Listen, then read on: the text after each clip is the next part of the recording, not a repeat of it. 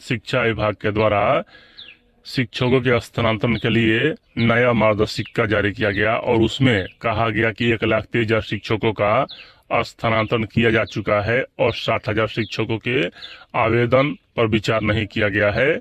60,000 शिक्षक या तो यहाँ आवेदन फिर से दें या विकल्पों का चयन बदल लें। तो यहाँ इससे संबंधित आपको बताने वाले हैं कि आपको इन 14 जिलों में आवेदन करना है। आपका आवेदन निश्चित तौर पर हो जाएगा 100%। और यहाँ बात करने वाले हैं कि टीआरई 3 वाले अभ्यर्थी का भी स्थानांतरण इसी के साथ शुरू होगा। विशिष्ट शिक्षक प्रथम चरण और विशिष्ट शिक्षक द्वितीय चरण का स्थानांतरण भी इसी चरण में शुरू होगा, यानी कि दूसरे चरण में ही। तो यानी कि दूसरे चरण में भी शिक्षकों का स्थानांतरण लगभग 1.5 से 2 लाख होने वाला है। तो जो पहले से आवेदन नहीं किए थे, चाहे टीआरई 1 से नियुक्त हो, चाहे टीआरई 2 से नियुक्त हो, चाहे टीआरई 3 वाले तो थे ही नहीं, उनको भी आवेदन का मौका मिलेगा। इससे संबंधित दिशा निर्देश जारी कर दिया गया है। और वह कौन से 14 जिले हैं, अगर आपका नाम इसमें आता है 60,000 में, तो आप इन 14 जिलों का विकल्प दीजिएगा, आपका हो जाएगा। और यहाँ सभी शिक्षकों के लिए यहाँ यह स्थानांतरण होने वाला है। जो पहले से आवेदन नहीं किए थे उनके लिए भी और टीआरई 3 वालों के लिए भी। देख लीजिए यहाँ 60,000 आवेदन पर दूसरे चरण में विचार होगा।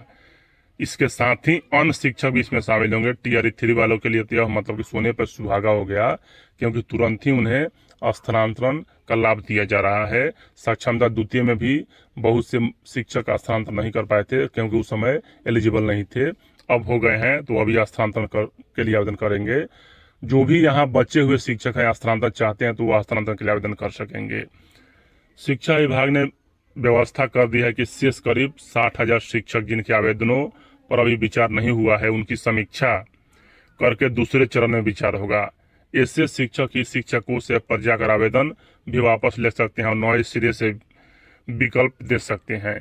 यानी कि यहाँ समझिए, आपको आपने जो पंचायत दिया है उसे छोड़कर दूसरा पंचायत दीजिएगा, जिला वहीं रहने दीजिएगा, आपका स्थानांतरण हो जाएगा। शिक्षक आवेदन में स्थानांतरण के लिए पहले दिए गए कारण को बदल सकते हैं। नए शिक्षक भी स्थानांतरण के लिए आवेदन कर सकते हैं। यानी कि यहाँ नए शिक्षक यानी बीपीएससी, टीआरई 3, सक्षमता द्वितीय, सक्षमता प्रथम के बारे में बात हो रहा है। तो नए शिक्षक भी स्थानांतरण के लिए आवेदन कर सकते हैं। आवेदन पर दूसरे चरण में विचार होगा। यानी कि यहाँ एक बार फिर से पोर्टल खोला जाएगा। कब खोला जाएगा?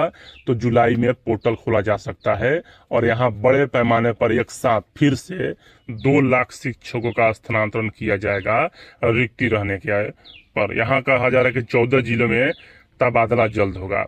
यह कौन कौन से जिले हैं और इसे आपको प्राथमिकता में रखना है, आपका स्थानांतरण हो जाएगा। शिक्षा विभाग के अनुसार शिवहर, जो अभ्यर्थी शिवहर के हैं या शिवहर जिला में तबादला के लिए आवेदन कर रहे हैं, उनका स्थानांतरण यहाँ हो जाएगा।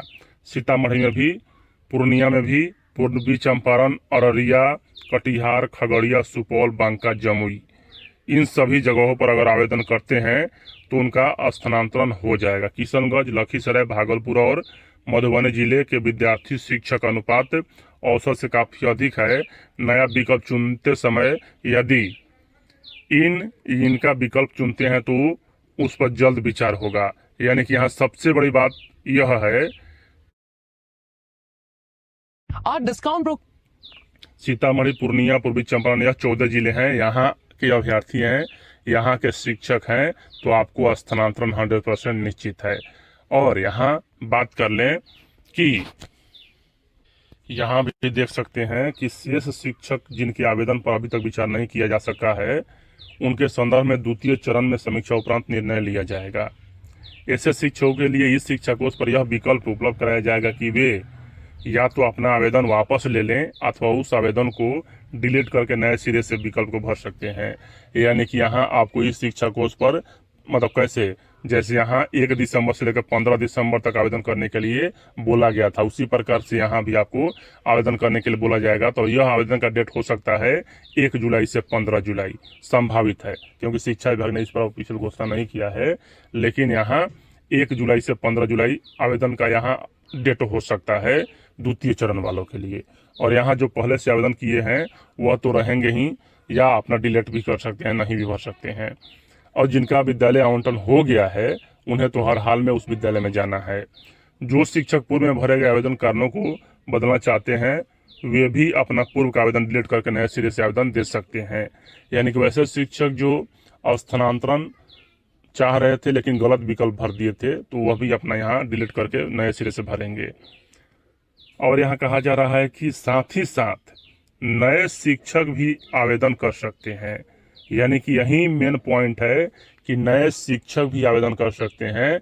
इसका मतलब यही हुआ कि टीआरई 3 सक्षमता 2 सक्षमता 3, मतलब सक्षमता 3 तो नहीं अभी फाइनल हुआ है, उस समय तक हो सकता है, तो यहाँ इसमें यह शामिल हो जाएंगे।